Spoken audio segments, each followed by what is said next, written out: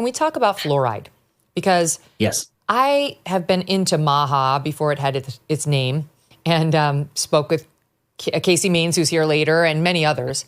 And I've known that there is an issue, a potential issue, or at least a debate about fluoride in the drinking water, and that it's considered toxic, a neurotoxin. I've heard RFK say that as well. And people I really like laugh at that out loud. Like, that's an insane position. And this is one of the things that leads them to say he's a kook. So what of fluoride in the drinking water?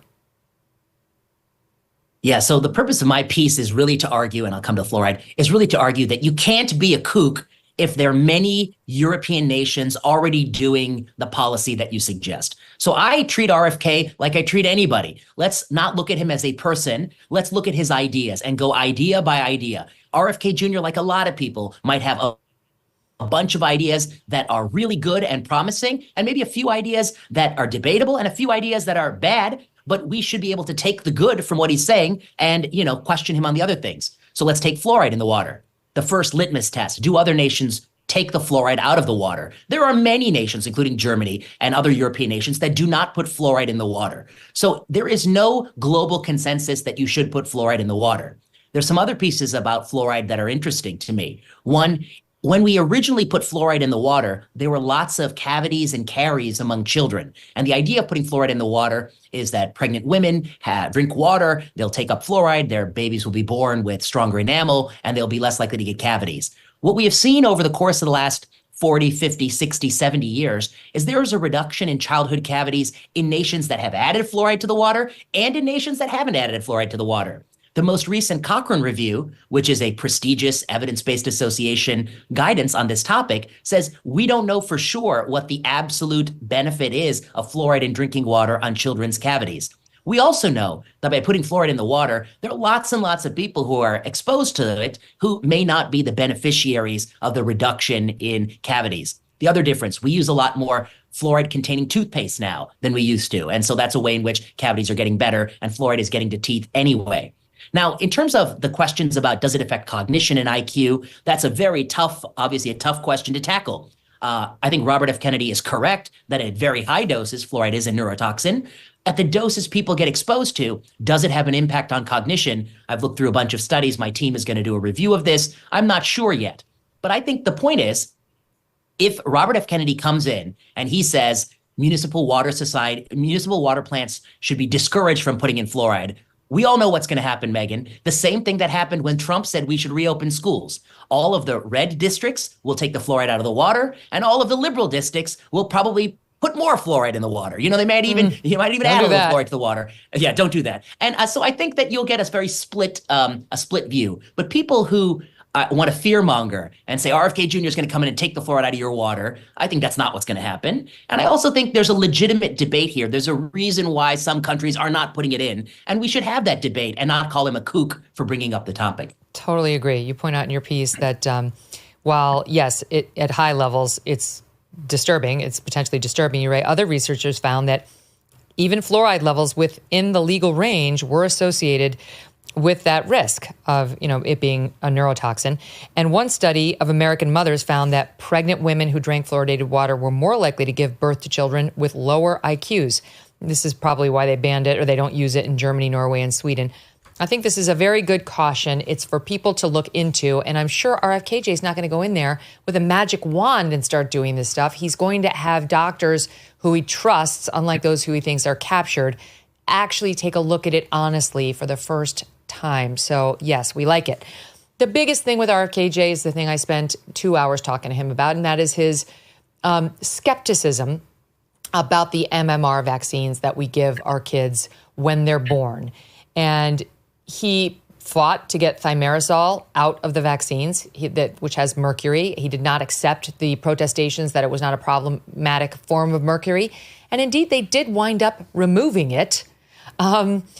And he's had some questions about vaccines, but he told me personally he had all of his kids vaxxed with all the MMR stuff. So what about his stance on MMR vaccines? So I think it's quite interesting, and I have a sort of a middle of the road nuanced position on him. I don't dismiss him out of hand. I think on the particular question, is the MMR vaccine linked to autism? On that question, I think there's a number of studies that in my mind show pretty convincingly that it is not linked to autism. But on the broader vaccine questions, why does the United States have vaccines that we don't give in Sweden, we don't give in Switzerland, we don't give in Germany? Our vaccine schedule is more aggressive. There are differences across countries. Are there side effects of vaccines that we might be missing or underappreciating? Is there more work that needs to be done to optimize vaccine safety and efficacy? On this sort of global question, I think RFK Jr. has an important point. As you know, Megyn, in this country, there were two safety signals from COVID-19 vaccines that we talked a lot about. One was the one you mentioned, myocarditis. The other was something called thrombocytopenic thrombosis that occurred with the Johnson & Johnson and AstraZeneca vaccines. Those safety signals were not first discovered in the United States. Our CDC was not the first one to tell us about it. The myocarditis signal came from the Israelis. They told us about it, and then Rochelle Walensky denied seeing the signal. You can check the Reuters news story, I believe it is April 27th. The United States' vaccine surveillance safety system is old, it's antiquated, it's not very good. There could be many other safety signals for vaccines we are missing. Robert F. Kennedy Jr. has a unique opportunity to revive this system, to rehabilitate it, to make a new modern system where we actually take seriously vaccine safety and we actually try to study it. And you're not going to find safety signals if you're not looking for safety signals. I think that's an important problem. The other thing I'd say is that there's a pushback to Robert F. Kennedy that anytime you look for safety concerns for vaccine, you're anti-vaccine. That's not true. Anybody who prescribes any drug product, of which a vaccine is one, knows that a good doctor always considers side effects, always considers that other side. And the last thing I'd say is, I've listened to him. I think that people are fear-mongering. If he comes into power, the MMR vaccine is not going to disappear from the hospital shelves. He's a big believer in vaccine autonomy. So he will likely try to reduce coercive pressure to have the current vaccination schedule. But I don't think he's going to take away any vaccines. I don't think changing that 1986 litigation law is going to make them manufacturers not make them. I think these kind of fear-mongering stories that vaccines will disappear, I think that's incorrect. So I think that while he's wrong on MMR and autism, I think he might have a broader point about we should take safety more seriously. Yeah. And when I talked to him, he said on the autism front, he felt like the vaccines and the mercury and all that may have been a factor in the explosion of autism that we were seeing at that time. That the whole environment that our kids were growing up in, especially in that time period, was just a toxic stew all around them. I mean, as a kid who grew up swimming in the Hudson River, which was loaded with GE toxic waste dumps, I can appreciate that. He spent his whole life trying to clean up the Hudson River and other places like it. And that's one of the things they say about him. Well, he's not a doctor. Well, neither is Xavier Becerra, our current HHS secretary. He's a lawyer. He's a politician. And neither was Kathleen Sebelius. She's a politician. Like, it's not unusual to not have a doctor heading HHS. In fact, I think a doctor heading HHS is the unusual thing. Most of the people headed HHS are not doctors. And on the flip side of the question is just because you're a doctor doesn't mean you know anything about medicine or get everything right. Fauci famously said, don't wear masks, wear masks. Ashish Jha says, make sure your toddler gets their annual booster. He has no evidence to say that. Make sure that a person who's already had COVID twice and taken Paxlovid twice takes it a third time. So doctors are making things up all the time. I'm not concerned that Robert F. Kennedy is not a doctor. That doesn't enter my calculus at all. How about the Hep B vaccine that we're giving newborns? Newborns who are obviously participating in the high-risk behavior that warrants the Hep B vaccine. No, I'm kidding, of course, because right, newborns sexual behavior. So I think, right, sexual behavior. So I think, Robert F. Kennedy has an interesting point, and European nations appreciate the point. And that point is that many European nations do not recommend Hep B vaccination at birth. In the United States, as rule, almost all pregnant women have Hep B vaccination, have Hep B virus testing. We know which women have Hep B when they're giving birth. That's something that we're routinely screening all women for. I think it is an interesting and reasonable thing to ask whether or not every baby born in America should get Hep B vaccines at birth, or if it should be delayed, as it's done in many European nations. Now, one of the reasons people say we got to do it at birth is that people aren't going to follow up. That to me is not a terrific reason. It feels very paternalistic. I'm not sure there's actually evidence for that claim that there are missed people in European countries, that Americans are less likely to follow up and see doctors and participate in vaccine programs. But to me, that's clearly an issue worthy of debate. And, on my own Substack, at drvinayprasad.com, I had an infectious disease doctor, Megyn, and he's writing anonymously. He's an East Coast professor. He has to be anonymous because, unfortunately, the leftists has captured the field of infectious disease, and they don't want to have any dialogue on this topic. But in his anonymous post, he tells the story of a doctor couple who asked, why do I have to get this at birth? And how the system was not giving them a good answer. And he himself is skeptical, and he's an ID expert, that this should be given at birth to all babies. Perhaps the babies that have high risk, who are born in high risk situations, like, a parent has it, et cetera. So I think it's a very good point, and a place where Robert F. Kennedy has a point. There's a debate over raw milk. This is getting more and more popular, especially with some young men.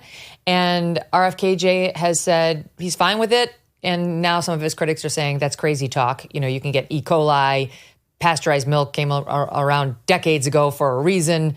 What do you make of that one? So one thing is, I have to admit, I'm not a big milk drinker in any way. I'm an adult who doesn't drink a lot of milk. My mother grew up in India, and she used to tell me that there's nothing that she liked better than the taste of fresh, unpasteurized, or so-called raw milk. And I think there's some people who genuinely prefer the taste. So that's part of the motivation, is they think it tastes better, it's better for cooking, et cetera. Let's apply the European litmus test. There are many European nations where it is legal to sell raw milk. There is a risk. Probably Emily Oster, the economist, calculates the risk in the New York Times as 7 in 100,000. So there's some risk that you will get some sickness from raw milk, but it's not 80%. It's 7 in 100,000. It's a very low risk. Now, that risk is probably on par with all sorts of risks we allow people to take every single day. And to be honest, if I had to choose between a glass of raw milk and a Twinkie, I'll probably drink the glass of raw milk. It's probably healthier than the Twinkie, the things that we do sell that cause chronic disease. So I think to Robert F. Kennedy's point is he's a believer in body autonomy. And the other thing, Megyn, is I'll point out, he's both a skeptic of vaccine mandates and he believes in a woman's right to choose. So he's rather consistent on body autonomy in a way many others are not. He thinks that the same body autonomy extends to raw milk, that if you want, you can buy it. But no one's going to come and force you to drink raw milk if you don't want it. I'm not going to drink raw milk because I don't drink milk. But he's saying if you want to do it, why not do it?